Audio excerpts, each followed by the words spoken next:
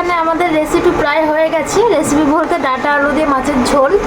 এই যে ডাঁটা আলু দিয়ে মাছ, মানে আলু আর ডাঁটা প্রায় সেদ্ধ হয়ে গেছে। এর মধ্যে এবার দেবে ভাজা মাছগুলো দিয়ে দাও। চলে যাচ্ছে একে একে ভাজা মাছগুলো। আবার লেজটা এত বড় রেখেছে, লেজটা কে খাবে? সবই আমার জন্য। এত কষ্টের মধ্যে দিয়ে বলছি কেন সবই আমার জন্য?